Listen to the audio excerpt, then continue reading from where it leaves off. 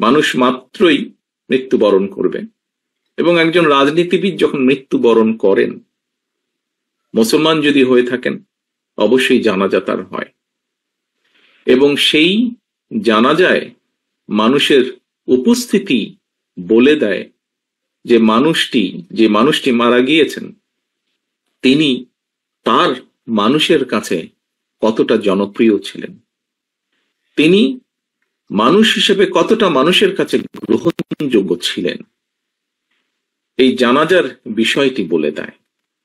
এখানে ডক্টর মোশাররফ সাহেব শহীদ রাষ্ট্রপতি জিয়া রহমানের জানাজার কথা উল্লেখ করেছেন ওনার বক্তব্যে। আমরা সমসাময়িক ইতিহাস ওনার জানাজা থেকে শুরু করে আজ পর্যন্ত যদি দেখি, খুব সম্ভবত পৃথিবীর কোনো রাজনৈতিক নেতার চলে যাবার পরে জানাজার ক্ষেত্রে এইরকম দৃশ্য আমরা দেখিনি, এত জনসমাগম আমরা দেখিনি, এভাবে মানুষকে কাঁদতে আমরা দেখিনি, এত সংখ্যক মানুষকে কাঁদতে। প্রিয় সহকর্মীবৃন্দ,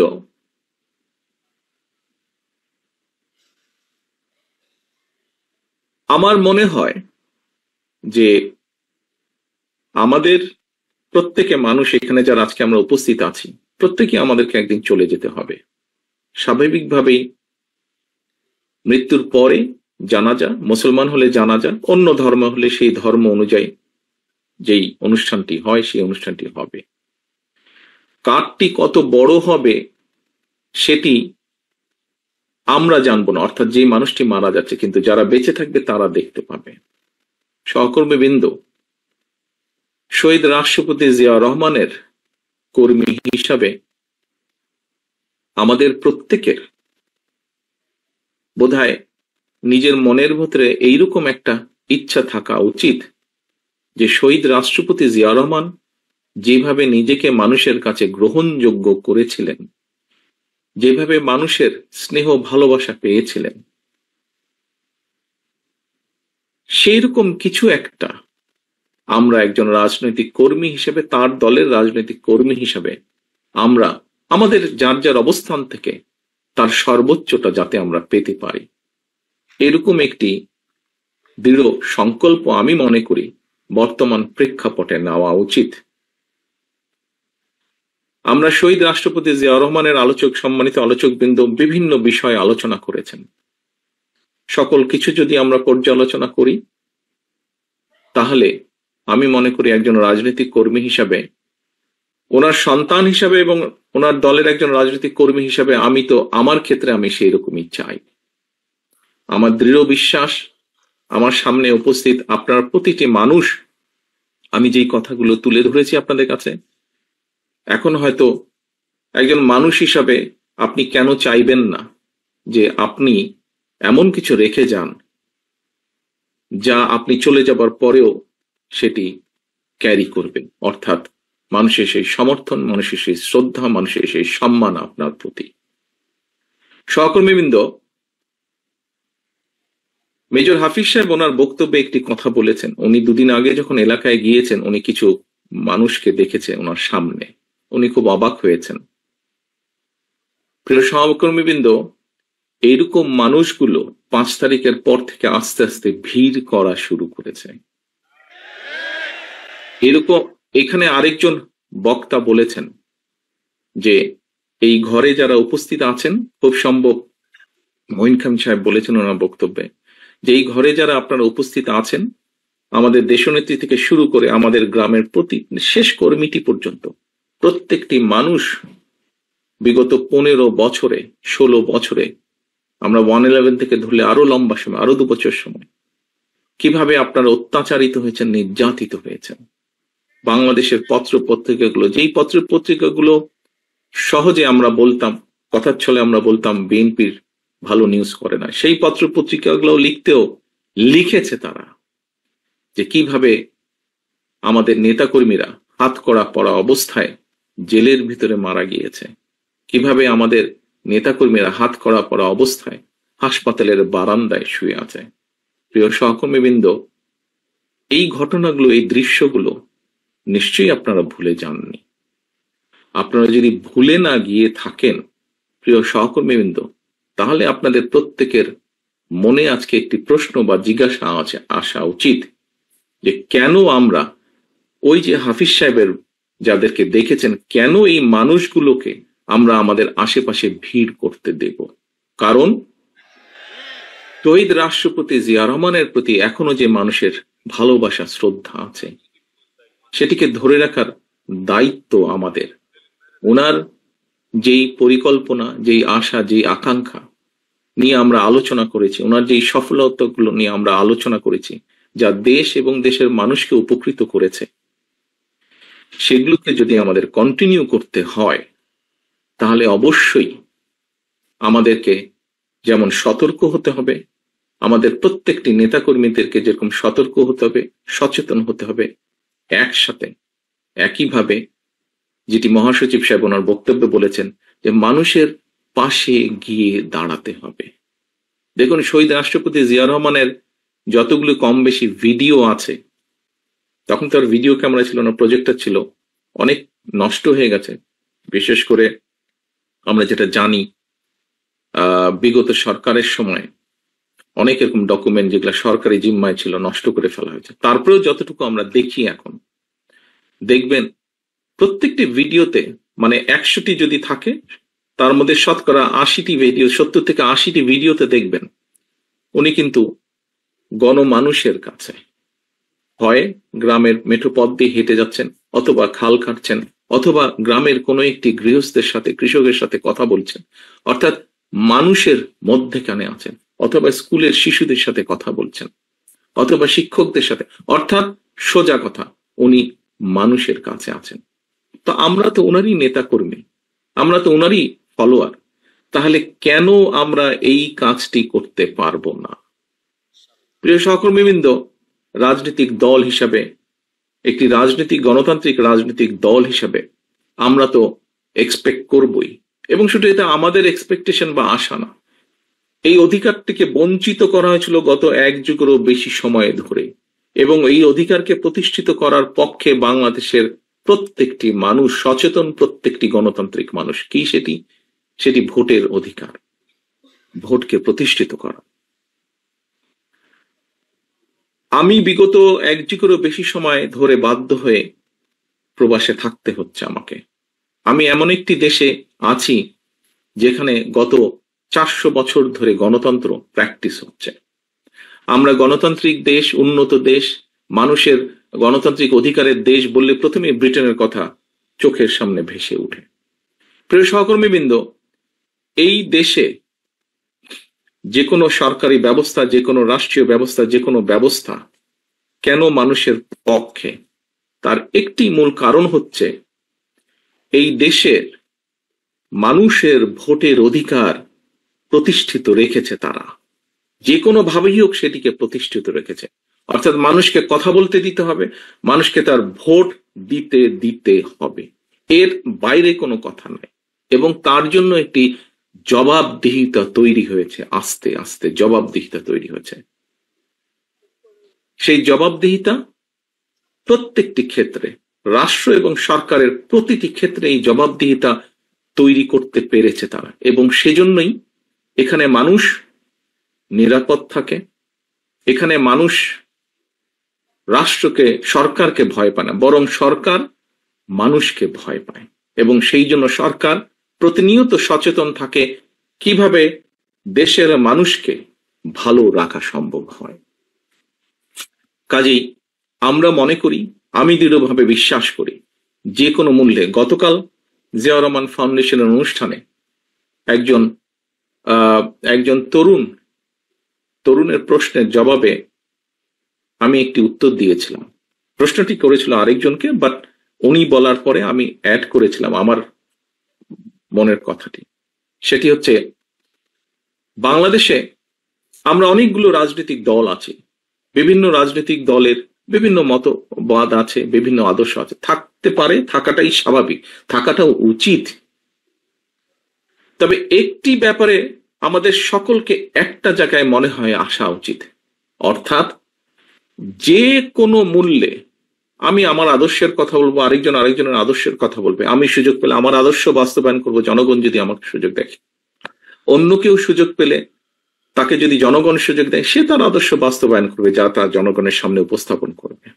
বাট একটি ক্ষেত্রে যে কোনো মূল্যে এক জায়গায় আমাদেরকে থাকতে হবে, সেটি হচ্ছে নির্দিষ্ট সময় পরে পরে দেশের নিয়ম, আইন, কানুনের, সংবিধান যে সময়টি বেঁধে দিবে, সেই সময় পরে পরে অবশ্যই রাষ্ট্রের বা সরকারের প্রতিটি পর্যায়ে যেখানে নির্ধারিত হবে সেখানে ভোট হতে হবে। সেটি জাতীয় সংসদ হোক, সেটি পৌরসভা হোক, ইউনিয়ন পরিষদ হোক, যেটি হোক না কেন। অর্থাৎ জবাবদিহিতা, ভোটই একমাত্র, ভোটের অধিকার একমাত্র জবাবদিহিতা তৈরি করতে পারে। জবাবদিহিতা যদি রাষ্ট্রে, সমাজে, সকল জায়গায় যদি আমরা জবাবদিহিতা তৈরি করতে পারি, তাহলেই ধীরে ধীরে আমরা এগোতে সক্ষম হব। ধীরে ধীরে সরকার যদি জনগণকে জবাবদিহিতা করতে বাধ্য থাকে প্রতি কাজের জন্য, তাহলেই একমাত্র আস্তে আস্তে জনগণের দুঃখ দুর্দশা লাঘব করা সম্ভব হবে। জনগণের কথা, জনগণের ইচ্ছা, জনগণের আকাঙ্ক্ষা প্রতিফলিত হবে সরকারের কাজের মাধ্যমে। প্রিয় সহকর্মীবৃন্দ, আমি একটি কথা বলতে চাই আমার বক্তব্যের মধ্যে।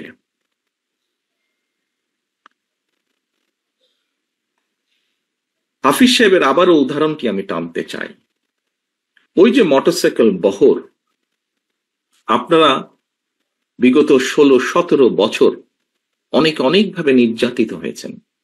আমরা মোটামুটি একটি গড় হিসেবে জানি, বাংলাদেশ জাতীয়তাবাদী দলের 60 লক্ষ নেতাকর্মীর নামে বিভিন্নভাবে মিথ্যে গায়েবী মামলা আছে, নির্যাতিত, অত্যাচারিত। শুধুমাত্র জুলাই আগস্ট মাসে যে আন্দোলন, জনগণের যে আন্দোলন, সেখানে বাংলাদেশ জাতীয়তাবাদী দলেরই প্রায় 500 মতন নেতাকর্মী শহীদ হয়েছেন। বহু হাজার, শত হাজারের মতন নেতাকর্মী বিভিন্নভাবে জখম হয়েছেন। আমরা কি এতগুলো বাংলাদেশ জাতীয়তাবাদী দলের নেতাকর্মীরা যারা অত্যাচার নির্যাতন সহ্য করেছে, এই যে 60 লক্ষ মানুষ বা তারও বেশি সংখ্যক মানুষ, আমরা কি ওই মোটরসাইকেল বহরের যারা, তাদেরকে সুবিধা দেওয়ার জন্য এই অত্যাচার নির্যাতন সহ্য করেছি? অবশ্যই নয়, অবশ্যই নয়। সহকর্মীবৃন্দ, মানুষ হিসাবে আমরা বিভ্রান্ত হয়তো হতেই পারি,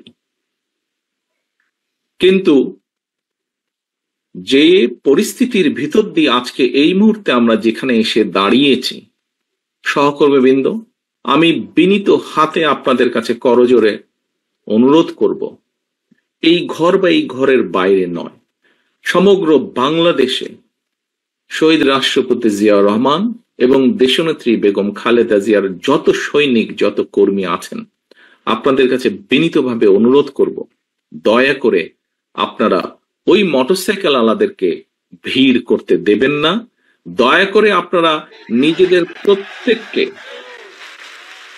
দয়া করে আপনারা শহীদ রাষ্ট্রপতি জিয়াউর রহমানের জানাজার চিত্রটা মনে করবেন এবং দয়া করে আপনারা বিভ্রান্ত হয়ে কোনো কাজ, বিভ্রান্তিকর কোনো কাজ করা থেকে বিরত থাকেন। সহকর্মীবৃন্দ, কথা প্রসঙ্গে সবাই বলে যে একটি নিরপেক্ষ নির্বাচন হলে, বিভিন্ন আলোচক বৃন্দ বলেন যারা বিএনপি করেন না, আপনারা বিভিন্ন টক শো দেখেন, আমিও দেখি, বরং হয়তো চেষ্টা করি একটু বেশি দেখতে, যেহেতু দেশ থেকে দূরে আছে। অনেকেই বলেন যে একটি দেশে স্বাভাবিক, সুষ্ঠু, নিরপেক্ষ নির্বাচন হলে বাংলাদেশ জাতীয়তাবাদী দলের সর্বোচ্চ সম্ভাবনা আছে সরকার গঠন করার। সহকর্মীবৃন্দ, আমি আপনাদের কাছে একটি প্রশ্ন রাখতে চাই। সেই মোটরসাইকেল আলাদের তাদের নিজ স্বার্থ উদ্ধারের জন্য বা আমাদের কিছু নেতাকর্মী বিভ্রান্ত হয়ে যদি এমন পরিস্থিতির উদ্ভব হয় যেখানে অন্য কেউ সরকার গঠন করল,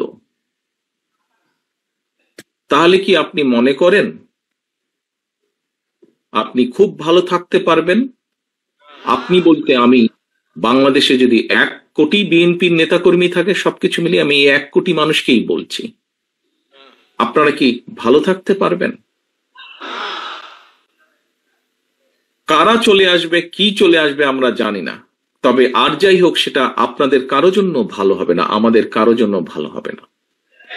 প্রিয় সহকর্মীবৃন্দ, কোনো কারণে যদি অন্য কেউ সরকার গঠন করে, একজন রাজনৈতিক কর্মী হিসেবে আপনার এতটুকু চিন্তা, এতটুকু সেন্স থাকতে হবে, অন্য কেউ যদি সরকার গঠন করে, বাংলাদেশের রাজনৈতিক প্রেক্ষাপটেই হোক, আন্তর্জাতিক রাজনৈতিক প্রেক্ষাপটের ক্ষেত্রেই হোক, সেটা কি দেশ এবং জাতির জন্য খুব ভালো হবে?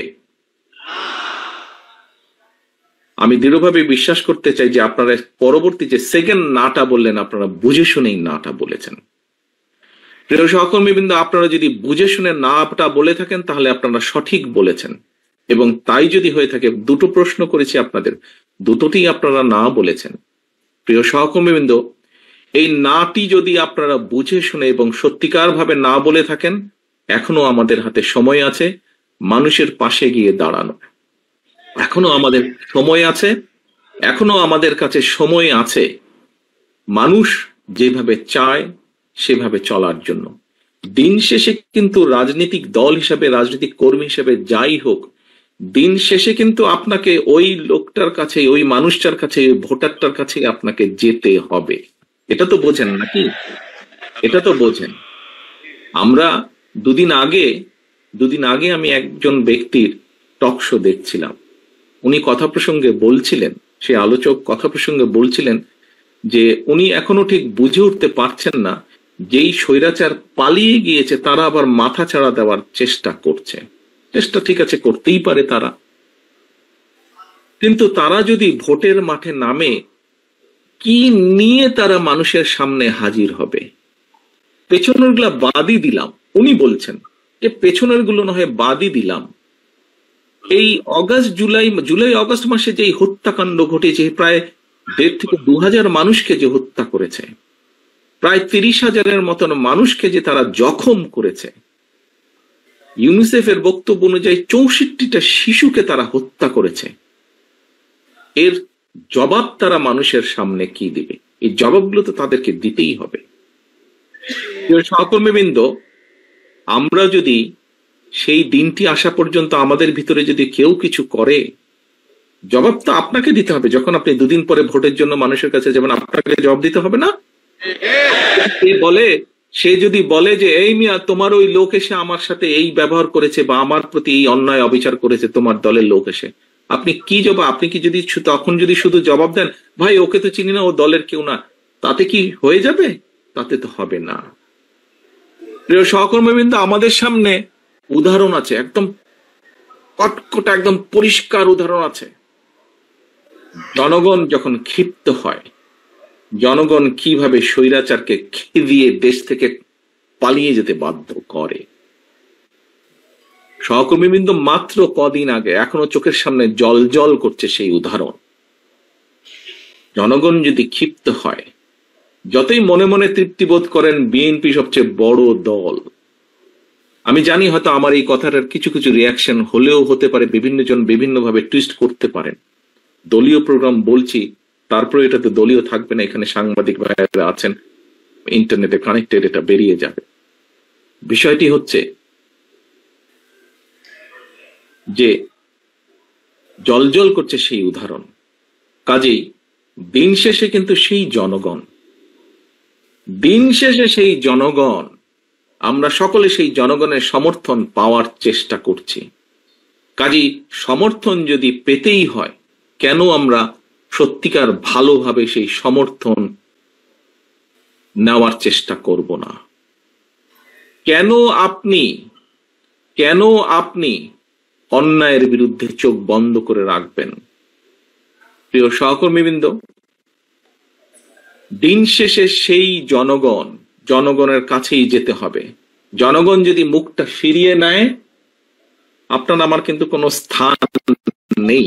যত বড় যাই হই না কেন, আমরা নিজেরা যত বড় যাই মনে করি, জনগণ যদি মুখ ফিরিয়ে নেয়, এবং নাম বলবো না, কিছু কিছু রাজনৈতিক শক্তি, যেই হোক না, যত ছোট বড়ই হোক না কেন, তারা বিভিন্নভাবে আমাদের বিপক্ষে, ওই মোটরসাইকেল আলাদের কিছু কাজ কামের কারণে তার সাথে আমাদের নেতাকর্মীদেরকে যুক্ত করে কিছু কিছু কথা বলার চেষ্টা করছে। আমাদেরকে সতর্ক সচেতন হতে হবে সহকর্মীবৃন্দ। বারে বারে আমি বলছি, আমি আজকে গত কয়েক মাস ধরে বলছি, সামনের নির্বাচন এত সহজ নয় আপনারা যত সহজ ভাবছেন। নিজের মনে যতই বড়াই করুন, আরে বিএনপি তো শাখা প্রশাখা একদম গ্রাম পর্যন্ত আছে, অন্যদের কি এত আছে? এত বড়াইয়ের কিছু নেই। থাকতে পারে একটা শাখা প্রশাখা, প্রিয় সহকর্মীবৃন্দ, আমাদের নেতাকর্মীরা তৈরি করেছে সেই শাখা প্রশাখা, গ্রাম পর্যন্ত দলকে নিয়ে গেছে, ওয়ার্ডে ওয়ার্ডে দলকে নিয়ে গেছে, কিন্তু তারপরেও জনগণ ম্যাটার্স। জনগণ ম্যাটার্স। সেই জনগণই হচ্ছে আমাদের শক্তি, জনগণই হচ্ছে আমাদের সমর্থন, জনগণই হচ্ছে শক্তি। জনগণ সাথে না থাকলে, জনগণ 5ই আগস্ট দেখিয়ে দিয়েছে, কাজে আমরা যদি ভুল করি, জনগণ আবার কোনো একটা কিছু দেখিয়ে দিবে, তখন কিন্তু পস্তাতে হবে, তখন কিন্তু হাপিক পেশ করতে হবে। সহকর্মীবৃন্দ, এখনো সময় আছে। আসুন আসুন আসুন, আমরা জনগণের পাশে থাকি, জনগণের সাথে থাকি। যারা এমন কিছু করবে যা আপনাকে আমাকে ক্ষতিগ্রস্ত করবে, যা আমার দলকে ক্ষতিগ্রস্ত করবে, যা আমাদের দল ক্ষতিগ্রস্ত হবে, আমরা তার বিরুদ্ধে প্রতিবাদ গড়ে তুলব, তার বিরুদ্ধে প্রতিরোধ গড়ে তুলব। আজকে শহীদ জিয়ার 89তম জন্মবার্ষিকীতে যদি শহীদ জিয়াকে সত্যিকার ভাবে আমাদের স্মরণ করতে হয়, যদি শহীদ জিয়াকে সত্যিকার ভাবে সম্মান জানাতে হয়, আজকে দেশনেত্রী খালেদা জিয়া, ওনার জন্য আমরা দোয়া করছি সুস্থতার জন্য, কিন্তু দেশনেত্রী সবচাইতে খুশি হবেন, দোয়া তো আছেই, কিন্তু উনি যখন দেখবেন যে জনগণ সমর্থন দিয়েছে বিএনপির প্রতি, আমি তো মনে করি সবচাইতে বেশি খুশি উনি সেদিন হবেন। এবং দেশনেত্রী খালেদা জিয়ার সৈনিক হিসাবে আপনাদের উপরে সে দায়িত্ব বর্তায়। সহকর্মীবৃন্দ, আমরা কে ছোট নেতা, কে গ্রামের নেতা, কে ইউনিয়নের নেতা, কে বড় নেতা, কে বিভাগীয় নেতা, কে কেন্দ্রীয় নেতা, বিষয় এটি নয়। বিষয় একটি, আমাদের ঐক্যবদ্ধ থাকতে হবে, আমাদেরকে অন্যায়ের বিরুদ্ধে থাকতে হবে, আমাদেরকে অন্যায়ের বিরুদ্ধে প্রতিরোধ করতে হবে, আমাদেরকে এমন ভাবে দাঁড়াতে হবে যাতে জনগণ বোঝে যে আমরা তাদের সাথে আছি, জনগণ বোঝে আমরা তাদের পাশে আছি, জনগণ বোঝে যে জনগণ যেভাবে চায় আমরা সেভাবেই আছি, জনগণের প্রত্যাশা অনুযায়ী আমরা সেভাবেই তাদের পাশে আছি। সহকর্মীবৃন্দ, আজকে এই হোক আমাদের শপথ, শহীদ রাষ্ট্রপতি জিয়াউর রহমানের এই 89তম জন্মবার্ষিকীতে এই হোক আজকে আমাদের প্রতিজ্ঞা।